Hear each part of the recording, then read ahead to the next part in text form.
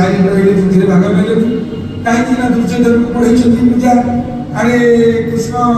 ମାନେ ଦ୍ରୌପଦୀ ଏବଂ ପାଣ୍ଡବ ଭାଇ ମାନେ ହିସାବରେ ଏମାନେ ତ ଆମକୁ ମିଶିବ ସେ ସବୁ ସମାନ ଦୂରତା ମେଣ୍ଟେନ କଲେ ନାଇଁ ମହାଭାରତ ଯୁଦ୍ଧରେ ମୋର ମିଶିବାର ନାହିଁ କାରଣ ଦୁର୍ଯ୍ୟୋଧନଟା ବୁଝିଲା ଆଉ ତମେ ମାନେ ଲେଖାରେ ମୋର ମାମୁଁ ବିଶୁଭ ଭାଇ ଆଗରେ ସମ୍ପର୍କ କାରଣ କୃଷ୍ଣ ହଉଛନ୍ତି ତାଙ୍କର ମାମୁଁ ନା ଆଉ ଆଶୀର୍ବାଦ ବିଶୁଭ ଭାଇ ନା ଆଉ ତେଣୁ ମୁଁ କାହା ପକ୍ଷ ନେବି କାହା ପକ୍ଷ ନେବି ବରଂ ମୁଁ ଏଇ ସମୟରେ ଗୋଟେ ଯାଉଛି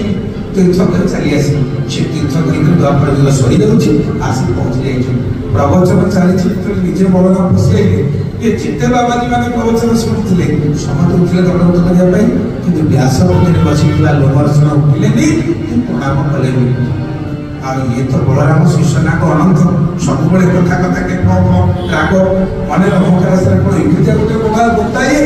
ମତେ ଦେଖିକି ଦଣ୍ଡବତ କଲାନି ନବେଲେ ଗୋଟେ ଛୋଟ